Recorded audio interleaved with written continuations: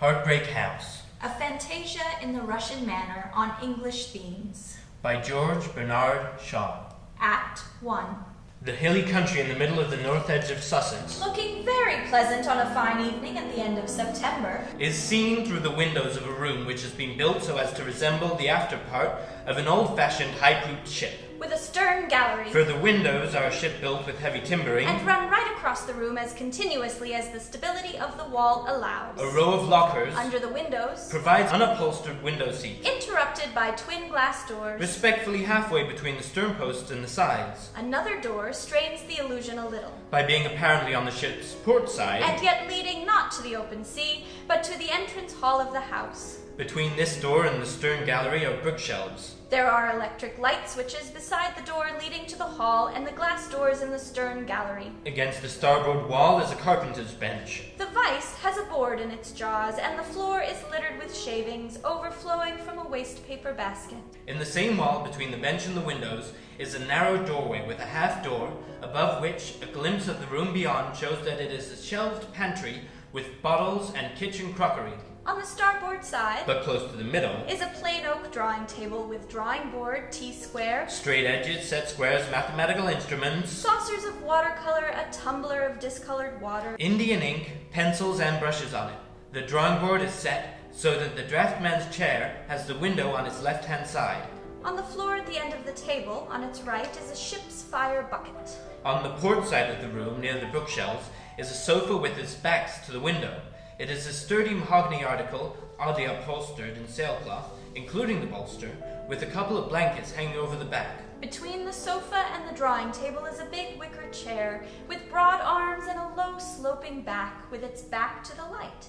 A small but stout table of teak, With a round top and gate legs, stands against the port wall between the door and the bookcase. it is the only article in the room that suggests Not at all convincingly. a woman's hand in the furnishings.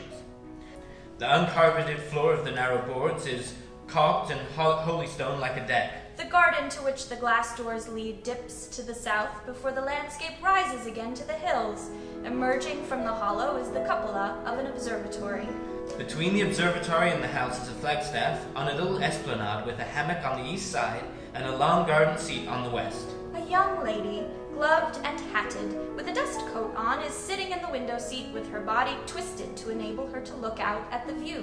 One hand props up her chin, the other hangs down with a volume of the Temple Shakespeare in it, and her fingers stuck in a page she has been reading. A clock strikes 6.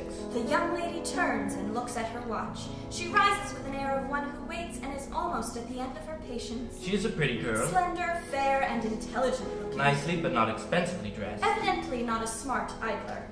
With a sigh of weary resignation, she comes to the draughtman's chair, sits down, and begins to read Shakespeare. Presently, the book sinks to her lap, her eyes close, and she dozes into a slumber. An elderly woman servant comes in from the hall with 3 unopened bottles of rum on a tray. She passes through and disappears into the pantry without noticing the young lady. She places the bottles on the shelf and fills her tray with empty bottles. As she returns with these, the young lady lets her book drop, awakening herself and startling the woman servant so that she all but lets the tray fall. God bless us! The young lady picks up the book and places it on the table. Sorry to wake you, miss, I'm sure, but you're a stranger to me. What might you be waiting here for now? Waiting for somebody to show some signs of knowing that I have been invited here. Oh, you're invited, are you? And has nobody come? Dear, dear. A wild-looking old gentleman came and looked in at the window, and I heard him calling out, "Nurse, there's a young and attractive female waiting in the poop. Go and see what she wants." Are you the nurse? Yes, miss. I'm Nurse Guinness. That was old Captain Shotover, Mrs. Hushabye's father. I heard him roaring, but I thought it was for something else. I suppose it was Mrs. Hushabye that invited you, Ducky? I understood her to do so, but really I think I'd better go. Oh, don't think of such a thing, miss. If Mrs. Hushabye has forgotten all about it, it will be a pleasant surprise for her to see you, won't it? It has been a very unpleasant surprise to me to find that nobody expects me. You'll get used to it, miss. This house is full of surprises for them that don't know our ways. Captain Shotover looks in from the hall suddenly, an ancient but still hardy man with an immense white beard, in a reefer jacket with a whistle hanging from his neck. Nurse, there is a hold all and a handbag on the front steps for everybody to fall over. Also a tennis racket. Who the devil left them there? They are mine, I'm afraid. Nurse, who is this misguided and unfortunate young lady? She says Miss Hesse invited her, sir. And had she no friend, no parents to warn her against my daughter's invitations? This is a pretty sort of house, by heavens! A young and attractive lady is invited here. Her luggage is left on the steps for hours, and she herself is deposited in the poop and abandoned, tired and starving. This is our hospitality. These are our manners. No room ready, no hot water, no welcoming hostess. Our visitor is to sleep in the tool shed and to wash in the duck pond. Now it's all right, Captain. I'll get the lady some tea, and her room shall be ready before she's finished it. Take off your hat, Ducky, and make yourself at home. Ducky, do you suppose, woman, that because this young lady has been insulted and neglected, you have the right to address her as you address my wretched children, whom you have brought up in ignorance of the commonest decencies of social intercourse? Never mind him, Doty. Quite unconcerned, she goes into the hall on her way to the kitchen. Madam, will you favor me with your name? My name is Ellie Dunn. Dunn? I had a bosun whose name was Dunn. He was originally a pirate in China. He set up as a ship's chandler with stores which I have every reason to believe he stole from me. No doubt he became rich. Are you his daughter? No, certainly not. I am proud to be able to say that though my father has not been a successful man, nobody has ever had one word to say against him. I think my father is the best man I have ever known. He must be greatly changed. Has he attained the 7th degree of concentration? I don't understand. But how could he with a daughter? I, madam, have 2 daughters.